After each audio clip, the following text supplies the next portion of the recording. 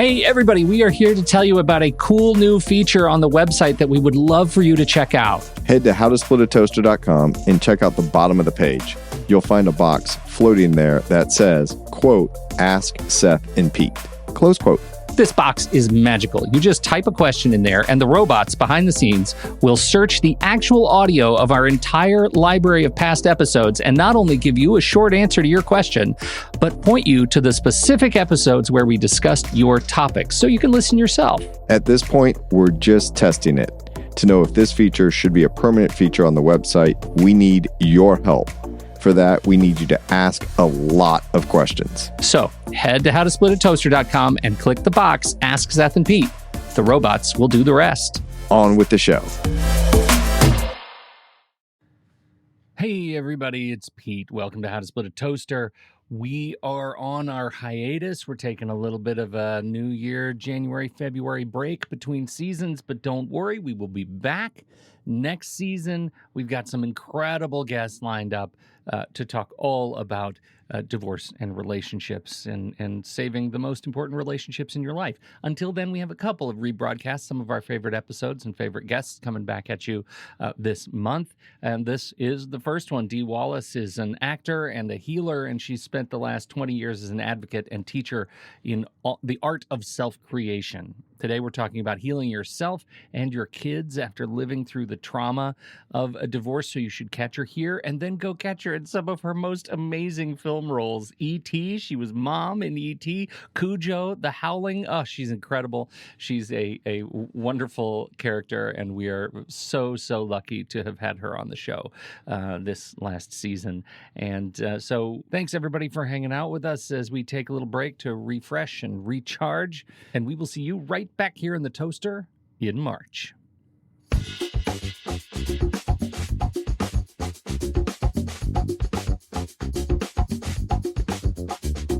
Welcome to How to Split a Toaster, a divorce podcast about saving your relationships from True Story FM. Today, healing your toaster from within.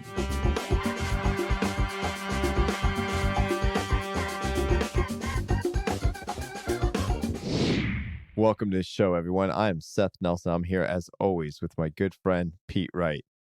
How do you heal after living through the trauma of divorce? How do you help your kids heal when they live through their own experiences of your trauma? As we wrap up this season, we want to take some time to talk about the healing process, and we have the perfect guest to help us do that. Dee Wallace is a healer. She spent the last 20 years of her career in channeled healing work, becoming an advocate and teacher in the art of self-creation. She's the author of 5 books on the subject, and along the way, manages to keep her IMDb current with her over 260 credits, including E.T., Cujo, The Howling, and on and on and on. Dee Wallace, welcome to the Toaster. Well, I will try and live up to that amazing intro. Thank you. We also, Seth, we got to remind everybody, for our dear listeners, we may have buried the lead with that intro, that Dee also happens to play the role in real life of mother to episode number 1, Gabrielle Stone, author of Eat, Pray, FML. I don't know if you remember that book, Seth. It blew my damn mind. I remember that book. And my girlfriend said, and why is that on your nightstand? Yeah. Yeah, you should have read it from a mother's perspective. That was my first really question. Have blown your mind. How do you read that, Dee, Mom? You know, Gabrielle and I just have that kind of relationship. She studied acting with me. She never heard me swear in the house. And the first day in class, she came up, she said, Mom, do you swear like that all the time in here? I said, I effing do. I do. Oh, Dee, you can drop the F-bomb. You can say fuck on this show. But, you know, we respect each other, which is, I think, the basis of a lot of relationships and what the problem is. We respect each other as individuals who are creating our own life. And I have told her all her life, all I want is for you to be happy. And you do whatever makes you happy, as long as that's sending love out into the world and you are not harming another soul. I love that last part about sending love out into the world and not harming another soul. Yeah. My son is 17. We are starting to transition into the friendship aspect of having an adult child, right? When he's 18, Yes. technically, right? So weird. It's so bizarre. It's Oh, glorious, it's magical. Oh, it is. It It is. is. It's just. I love my relationship with Gabrielle. Yeah. My parents, my mom, she, as our listeners know, and Dee will share with you, passed away this year. But she used to say, my greatest joy was having adult children. Now, right till the first grandkid showed up, which we all understand. Yeah. But I tell my son something a little different. I say, I obviously would love for you to be happy all the time. But if you're happy at a funeral, you're a psychopath. Yeah, right. Like something's wrong with you. Okay. Yeah. So I always say, don't like search for happiness, because sometimes everyone thinks it's right around the corner. If I just get that fancy car, if I just get that promotion, if I just get that raise, I'll be happy. Right. But are you living a fulfilled life? Are you content on where you are? Are you going in the direction? Right. Yeah. And besides, happiness starts within you. That's right. Everybody thinks they're going to be happy when they get the guy, or they get the car, or they get the job, or they get the money. You know, wherever you go, there you are. So whatever creates your unhappiness in the core of who you are, if that's not addressed, nothing's going to fill it up. Ultimately, you will find a way back to your unhappiness. Pete, you're looking kind of sad there. Like, what's going on? No, you got it. Well, of course, you've unleashed the wave of melancholy, because, it's at the same time that I'm thinking about, we just had our Thanksgiving for the first time. My daughter came home from college, and it was exactly that. Like, it's weird because this is a new relationship that I've never experienced with this person that I've known all her life, and it is incredibly special. And also, it reminds me of holding her when she was 1, and that wave kind of comes over you. But the other thing that gets to me, to something you just said, Dee, is that there are moments that I go through the day that remind me that I am allowed to feel that joy manifested by myself, right? That it doesn't have to be a search for some other accomplishment, some other achievement. It can be it's okay for me just to feel joy.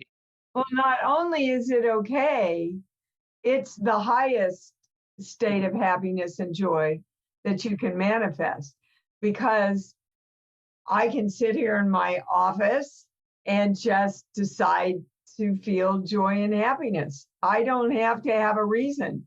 And I have a lot of exercises that I teach with my clients about this. But I want to address one thing that you said. How about if we look at relationships as expanding into new dimensions instead of it being new? Talk more about that. Well, I think that's the problem with a lot of reasons for divorce, is because we get married, and I was me and he was him, and then we evolve, and life evolves, and kids come along, and challenges happen. It's a place of constant evolvement. And if you don't adapt to that evolvement, if you're not open, if you're not communicating about that involvement, then you want to leave. I am inspired to a metaphor, and it's mostly because of the print that's behind you, that in terms of expanding into new directions, and I think about my own. I've been married for 20 years, and Right. I think about my own marriage. And early on, there is this thinking that it's going to be a great tree, and something else happens in your life, and there is this momentary experience where I think, oh, that's going to be a new tree next to the tree. But it's not a new tree. You can't ever escape the one tree. You are just more branches of the same tree. Exactly. Along with that, Pete, Yeah. is and I think the tree analogy, because it's a beautiful print that Dee has behind her of this very colorful fall-like setting, is the core of that tree, like the trunk and the roots, is what keep it stable, right? And it will go into different directions, and you can't control it. And sometimes it's controlled by other things. Where's the sun at that time? Is there shade blocking it? And that is just what happens in life. Like Dee says, kids come along, jobs change, you have all these stresses, but can you take on those challenges and stay true to yourself and don't lose who you are individually, while at the same time managing that relationship that we call marriage? Well, I think you have to. Otherwise, you're not happy.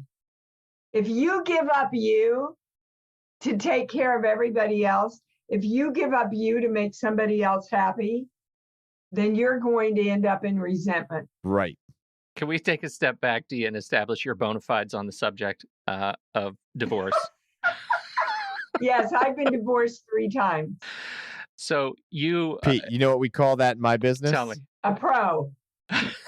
Yeah, a pro, a frequent flyer. Like, I literally have like the donut cards that if you get 3 divorces, the 4th one's on me. And they're little heart-shaped punch outs that I do because it's so clever. You know? I'll call you. So, I'll call you. That's right. But, I respected and admired every one of them. Every one of my divorces was amicable. We each split the bills. Seth, that's awesome. Yeah, actually, in hindsight, I don't want Dee as a client. It's too easy. I like the tough cases. But I think it's important that if you feel that you're not growing anymore, and part of that is because of the demands of the relationship that is put upon you, then something has to change or you have to leave, because I'm not going to stop growing. I'm not, for anybody. I'm here to experience the greatest Dee Wallace, Deanna Bowers that I can ever be. And that means ongoing expansion. But exactly what you just said, if I take it a little broader, you have a boundary that you set up. Yes. So you don't lose who you are. You are more obviously ready, willing, and able to get into a relationship, right? But you have conditions on that relationship. Yes. And that is a boundary. And those boundaries are healthy because you're saying, this is who I am. I'm willing to share portions of my life with you, but this part's not changing. Absolutely.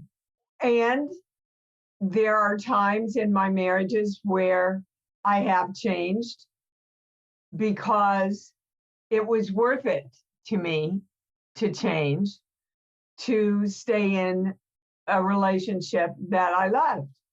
But I never gave up who I was. I could adapt to some of the things they wanted. See, I think, really, guys, if I can get really deep here. Here we go. Okay. Scientifically, we're made up of water, right? We're over 90% water. And water retains its memory from the beginning of time. And there's my dog. Everybody say hi, Freedom. So for most of those years of memory, women have been secondary citizens.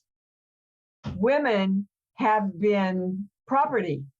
And it's hard and it's challenging for the male species, I think, to recognize what they're bringing from all those forefathers that came before them that are really still kind of a part of their genes. I was just having this conversation, Dee. Oh, well, good. I'm glad I brought it up. Yeah. I was talking to a woman about different views of marriage. And she says to me, why would I want to be chattel? Why? Well, there's a and I just, perspective she needs to change too. I was just started laughing because she's hilarious, but she was making your same point. Even today, on first marriages with young couples, a guy might go to the woman's father and ask for permission to marry. Like, first off, I don't understand why anyone does that, because it's hard enough to get a woman to say yes. Why are you going to try to get two people to say yes to this idea, right? But it's never the woman going to the guy's family. So these kind of old property concepts still filter through in how we behave today. Yeah. And I think that it is really important for the two individuals getting married to cast those aside and say, no one's going to define our marriage. No one's going to define our relationship with each other, especially these bullshit societal pressures that we're under. And flipping this to divorce law for a moment, when I got divorced, the great state of Florida, in all of their brilliance, required one parent to be named the primary residential parent, and the other parent was the secondary parent. This is in the last 15 years when I got divorced. Okay. Just another markup for Florida. I'm sorry. Yeah. Let me say, yeah. I love my state. Let me tell you. Oh my God. Okay. So literally on my divorce decree, it says that I am a secondary parent, and people would go to court and they would argue over this bullshit designation. And when I signed it, I'm like, yeah, that's fine. Boop. And they're like, what? I said, there's no way in hell I'm letting a bunch of fat old white guys in the legislature that passed the law that was signed by a governor define my relationship with my son. You bet. That document means nothing to me. Boundary. Boundary. That's right. That's right. But it's the same in marriages. Yes, and the woman has responsibility in this too. Because if she buys into that, then she's responsible for creating that in the relationship, isn't she? And, you know, so much of this, and I know I'm on really frickin' thin ice here, but so much of this comes from religion, old and new. I just had a young client of mine. Well, he's more of a friend than a client. And he just got engaged. They read from the good book the passage about how a woman belongs to her husband and must bow down to what the husband wants. And I'm sitting there.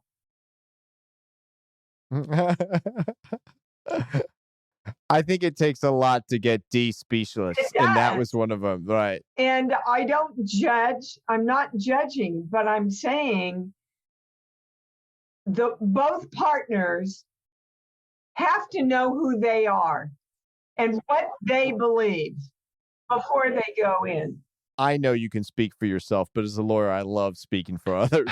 So I think what you're saying is... I said what I was saying. But aren't you also saying that relationship's really doomed? We got a problem here? No, I'm not. I'm saying there's not a lot of room to change. There you go. And grow if they go into the marriage with that agreement. How often do you obey your wife, Pete? How often do I obey my wife? Yeah. Everything we do, Seth, is handled by calendar invitations. And so I either accept or deny or I do or not maybe. want to see the emojis on that one. What about, so the night you have sex, are there little naked emojis on there? No, Dee, that's scheduled as business time. Oh, I see. And I have to say, Dee, we have kids, so of course it's not nights we have sex. It's like Wednesday at 2:30, but it's definitely agreed Hey, upon. daytime sex is good.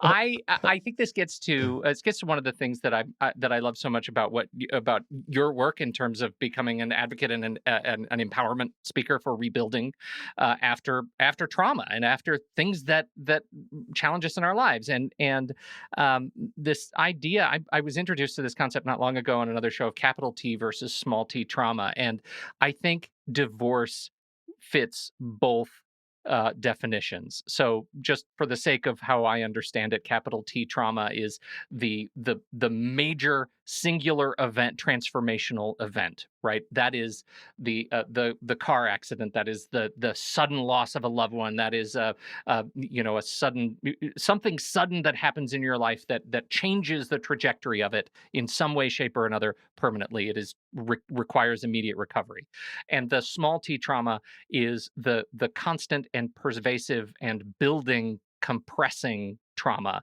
that you get daily. And it might be manifested in terms of anxiety and depression. It might be in terms of Okay, I would really like to address this. Okay.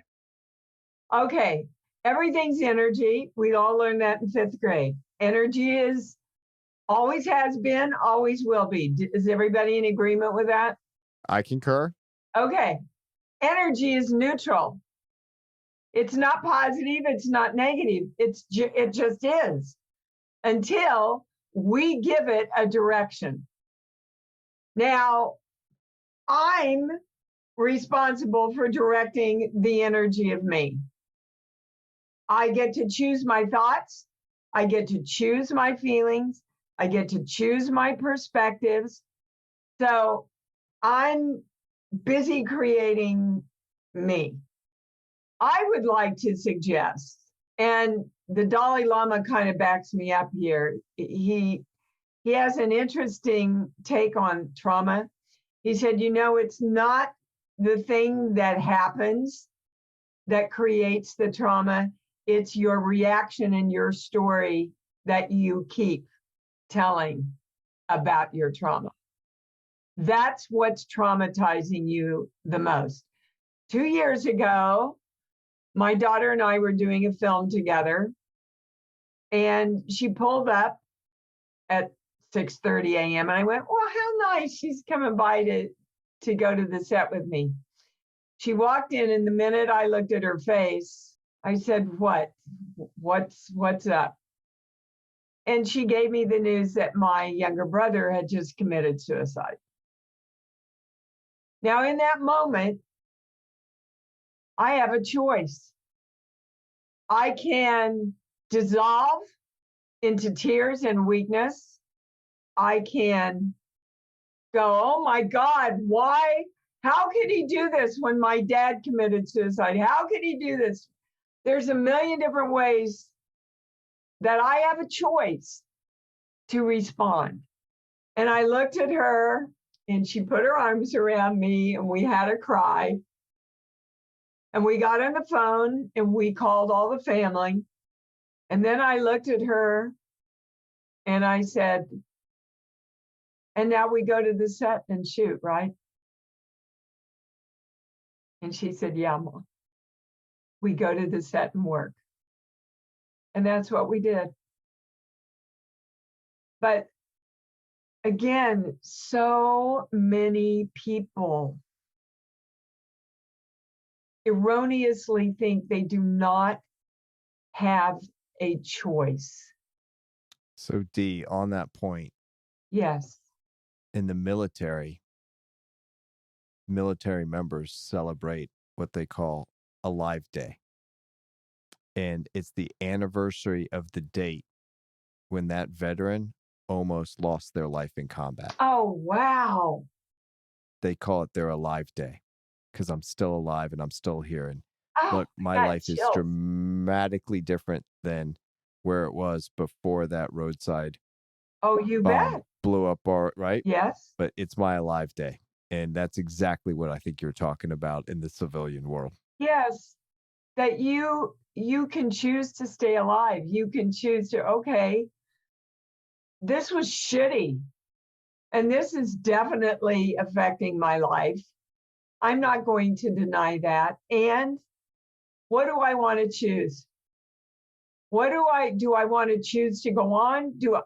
I have clients that seriously, 20 years later are still talking about that day, whatever that day was. And Dana Wild, I love how she puts it. She says, there's nothing wrong with your story, except you keep telling it. That's right. I'm sorry, If you're telling that feels like a laugh line. Isn't it amazing? I want that on a shirt. But isn't it true? Yeah. And every time you tell it, you are directing your energy to hold on to it and define yourself as it. If you're telling that story 20 years later, you've missed 7,300 other days that you're not talking about. Wow.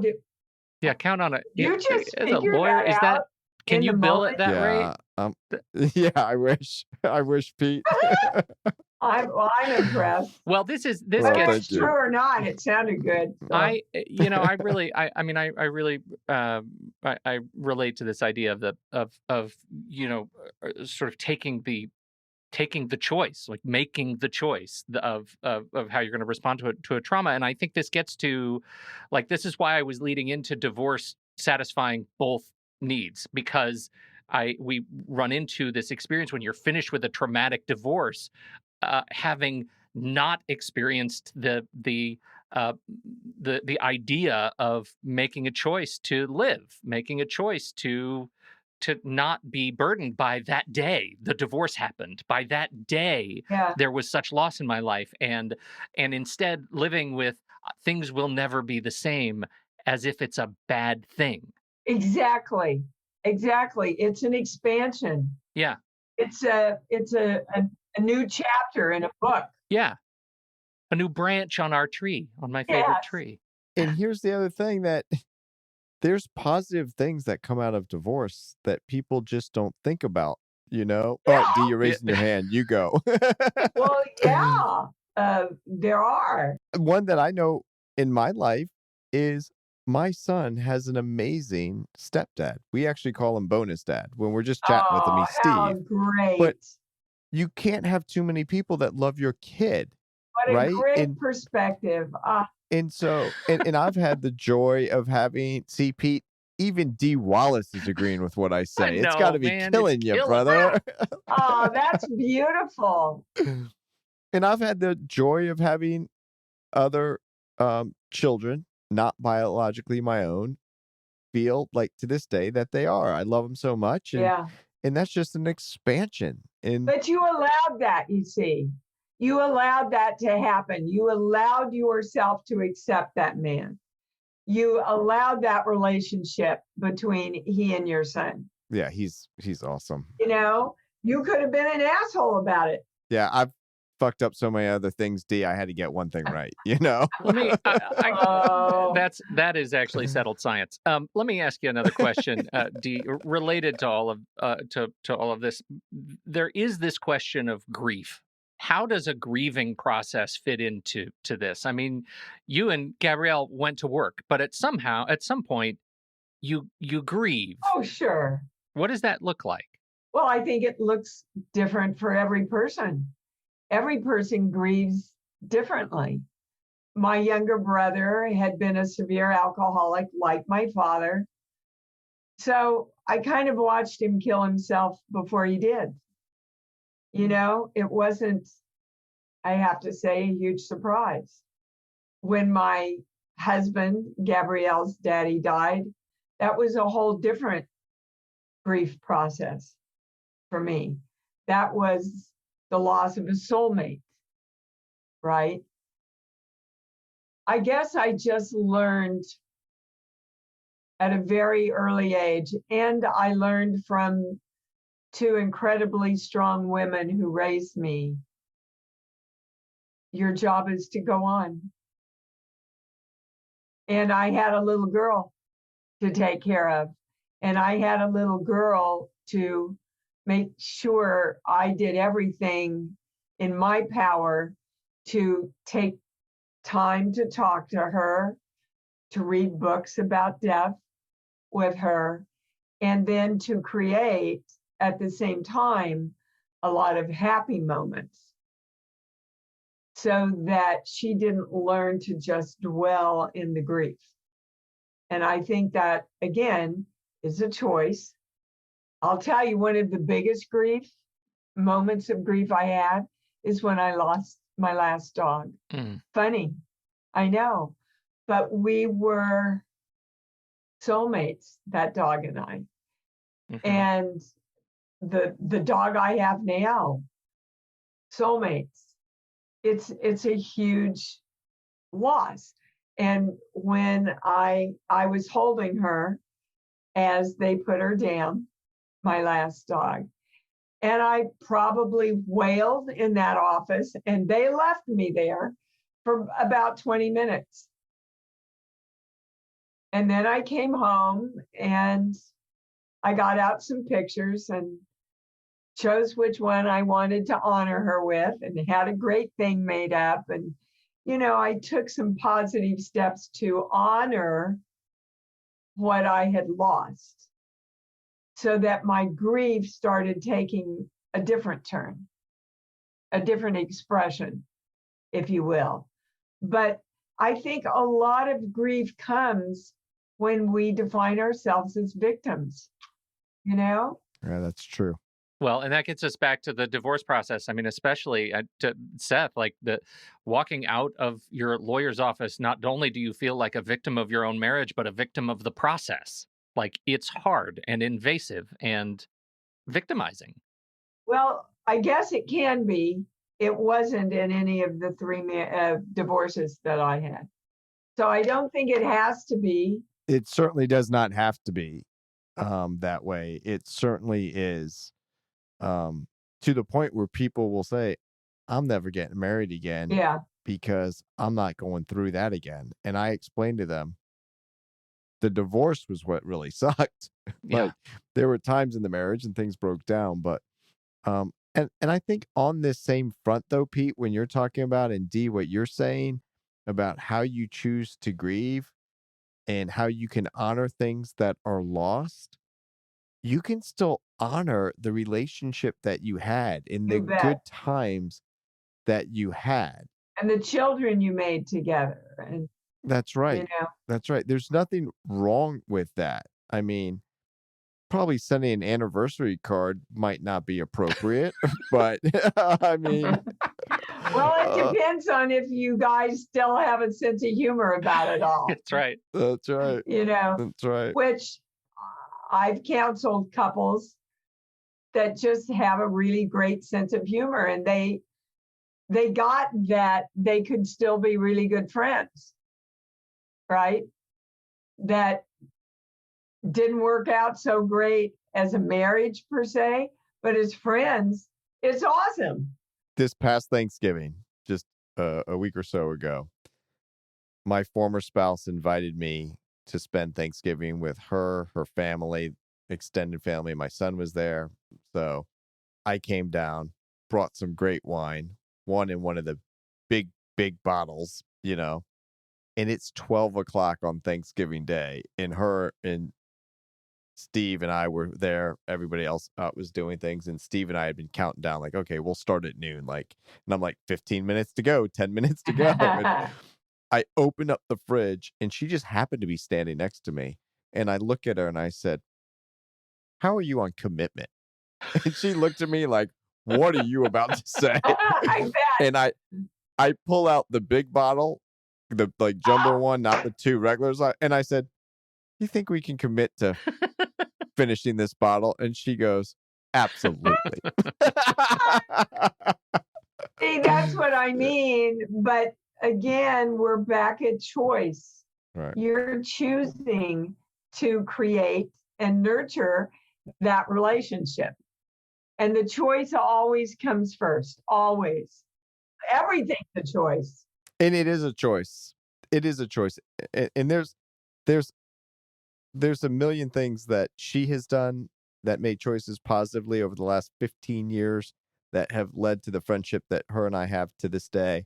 I've made choices along the way, and I got the nicest text from my former mother-in-law that said, Oh, basically, it was great seeing you. We're so proud of what you've accomplished and everything you do for the kids and our friendship. So, and those are just choices you make along the way. That oh, you bet. See, it doesn't have to be traumatic.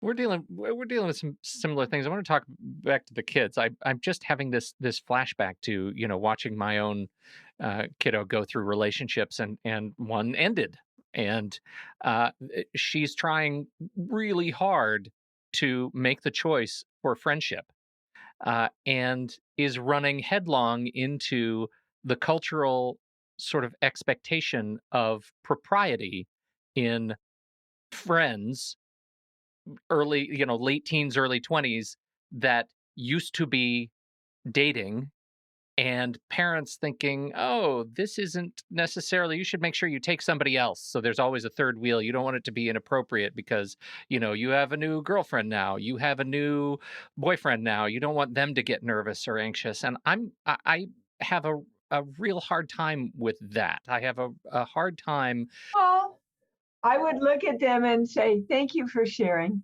I'm good stealing that one. Yeah. Yeah. I feel like so much of that goes back to, what you were saying about Corinthians, that it is aged. It is like old fashioned, and it's okay for it to be antique and move on. It's okay to Yeah. offer our kids rebuilding and healing after loss, even if it could be the loss of a parent, it could be the loss of a relationship, to go forth and make that choice positively. That's right. In hanging out with your former spouse, people would ask me, like, how do you do that? Or like, they'd be like, literally, they say, this is really weird, but it's amazing. It's good. This is what it should be. But they always start with the weird. And we always think it's really not that weird Right. for us. Yeah. And then someone asked me once, like, oh my God, I saw your girlfriend hanging out with her ex-husband. Does that make you nervous? And I said, out of all the guys in the world, that's the one I'm least worried about. Go there. Yeah. She's been there, done that, bought the t-shirt and sent the postcard, baby. My first husband came in and studied acting with me for 2 years. One of my husbands and I are, that was Gabrielle's stepdaddy, very good friends. He just called me the other day and we spoke for about a half an hour. You get to define your life to a large degree how you choose to do it. Now, if I'm a battered wife, I'm not going to stay. Right. Different choices. Right. And I'm not going to want to include him in my life anymore. Because if I love me, and I think this has to be the guiding pivotal thing that we ask ourselves, is this in alignment with loving myself? Does this feel good? Is this going to make me feel good about me? And if it's not, you walk away. There you go. But see, women are taught to give ourselves up for everybody else, guys. Well, that's what I was going to ask. When did you start figuring this stuff out? Because now you say it, you're old hat, you're teaching it, you're doing all this stuff. But at some point you had to learn this, right? Like at some point you too had to shake the yoke of tradition. Yes, and I was brought up in a very traditional Methodist home. And my mother stayed a lot longer with my alcoholic father than she ever should have. And her answer to me when I asked her after he committed suicide was, I stayed for you kids. And I looked at her and I said, gee, I wish you hadn't. That's what all the kids say. Every one of them say. Yep. Everyone. Do you know the trauma? Every single night, I lived through the trauma of my dad getting drunk, stripping off all his clothes. There's a nice sight for a middle school kid, huh? and belligerently going after my mother for 3 hours. Never hit her, never touched her, but the yelling and the emotional abuse, you know, that's probably what did it, because I said, I am never freaking ever going to stay in a situation where I'm not respected and honored, ever. And people don't realize the common theme that I hear is I stayed to protect the children from that, from the father turning the rage on them in this story that Dee's telling, Pete. Yeah, well, I'd get out and take him. What they sometimes don't realize is seeing the trauma on a daily basis also has an impact. There's other choices, right? Worse, I think. So But and it's look, constant. I know that so everyone's like, really, how can you get along with your former spouses? It's so rare. It takes two. Yeah. Like, I'm not saying that it's easy at first, and maybe some space and some boundaries are certainly appropriate to get to that point. And kids do not do well when there's conflict, whether it's a war-torn country, whether it's being in a home where there's conflict. That's where the problems come with kids. It's not divorce. Divorce, when you look at the studies, when they're high conflict, that has the negative impact on the children. Oh, you bet. And when there's not, it doesn't have to be. Not only that, but most people don't know this. How we see ourselves, how we see ourselves in the world, and how we see the world seeing us, totally locked into your brain by 8 years old. 8 years old. Yeah. So whatever you are verbally teaching and modeling to your kids forms their entire life. That's why, Pete, 8 years old, short Jewish bald lawyer. I was going to make that locked joke. In. God damn I it. was locked in, baby. Oh, I hate that. Oh, You got to be quick, Pete. You got to be quick. Oh, you guys are hysterical. Oh my God. Well, I'll tell you, Dee, you got to talk about Born. Oh, thank you. Yeah. You've got 5 other books you've already done, but now this is a whole new thing. What this is a primer. It's a summation of all my other books and everything that I know. And it literally is a formula that's easy to understand, and it's a lot of fun to read, that will tell you exactly how to create and manifest your life. Whether it's money or relationships or success or health, all those things. There is a formula, and it's easy, guys.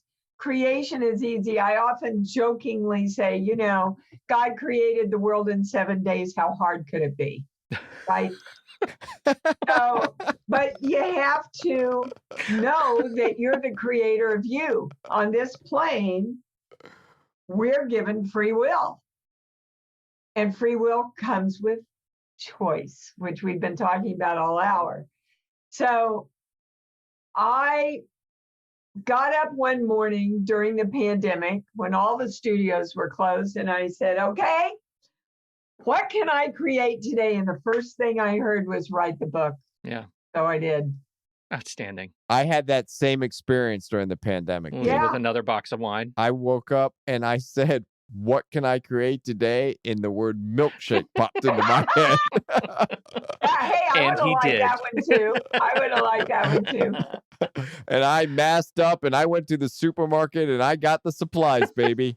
Well, Born is a good milkshake for creation. Like that? Did you like that little? That was really nice. I Dee. love You're that. a pro. That was awesome. And I also have a beautiful, beautiful little children's book called Buppalopaloo and the I Love Me's. I love it so much. And it's about this little bear that it's going to be a series of books. And the first book teaches about choice. and how the little boy, doesn't know that he has the right to choose who he is. And he has the right to define who he is. And wouldn't we all have been a lot happier in life if we had been taught that when we were young? It's kind of a accompaniment to the adult book, I know how important it is to reach children at an early age with these messages. My son was 3 years old, and we got divorced when he was 2.5, and he was kind of sad. And I said, "What's going on, buddy?" He goes, "Well, Dad, when I'm with you, I just miss mommy. I'm so sad." Oh, And like, my heart just was like, ugh, yeah. as a dad, I'm trying Yeah. to do the right thing. And I said, this like saved me. I said, "Well, how are you at mommy's?" And I was hoping he was going to tell me he was happy, right? And even though it was going to crush me, like, oh, and he goes, "No, when I'm at mommy's, I miss you and I'm sad." And I said, "Well, buddy, you've got a choice. When you're at mommy's, you can be happy and excited that you're with mommy, because that's how I am when you're with mommy. I'm excited and happy you're with mommy. Of course, I miss you, but I'm happy for you. And then when you're here, you can be happy you're here with me, and we can miss mommy. We call her every night, I said, "You got a choice. Do you want to be happy or sad?" And he just looked at me and goes, "I want to be happy." Never came up again. Love it. That's exactly what Yeah. the book is about. It's Oh my God. exactly, oh my God. Good for you. So he calls his mom every night.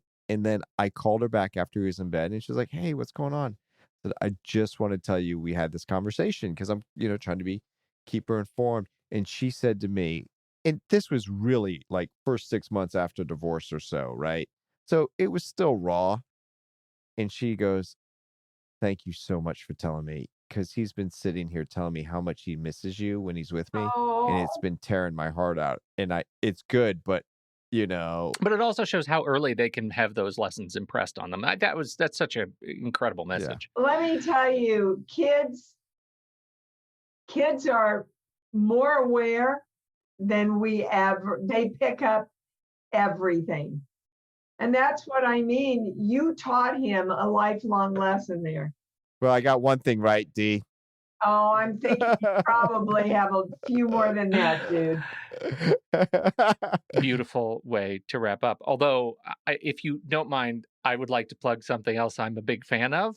And that Okay. is this year is the 40th anniversary of The Howling, D. And you Yes. can get, Seth, I know you're going to get over to Amazon right now. You can get the Blu-ray collector's edition, limited edition steelbook version of The Howling.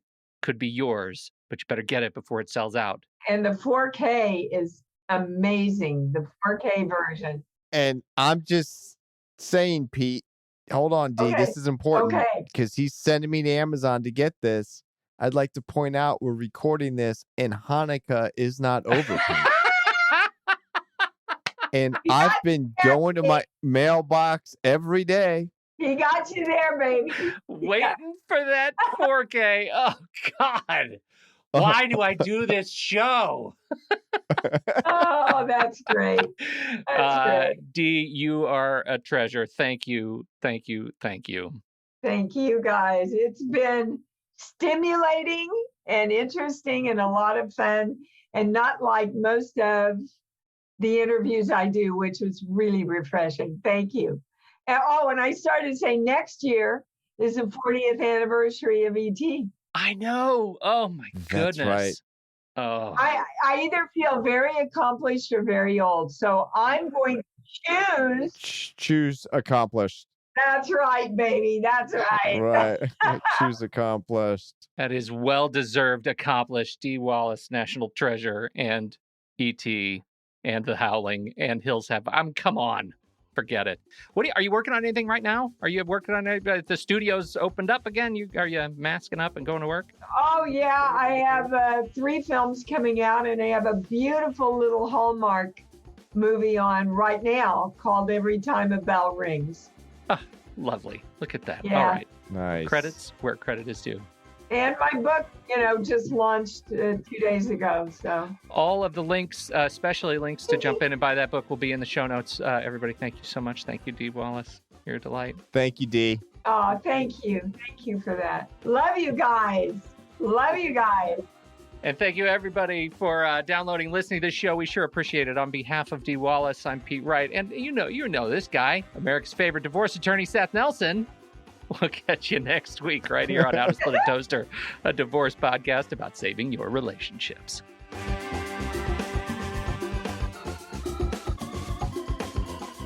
How to Split a Toaster is part of the True Story FM podcast network, produced by Andy Nelson, music by T. Bless and the Professionals and DB Studios. Seth Nelson is an attorney with NLG Divorce and Family Law with offices in Tampa, Florida. While we may be discussing family law topics, How to Split a Toaster is not intended to, nor is it providing legal advice. Every situation is different. If you have specific questions regarding your situation, please seek your own legal counsel with an attorney licensed to practice law in your jurisdiction. Pete Wright is not an attorney or employee of NLG Divorce and Family Law. Seth Nelson is licensed to practice law in Florida.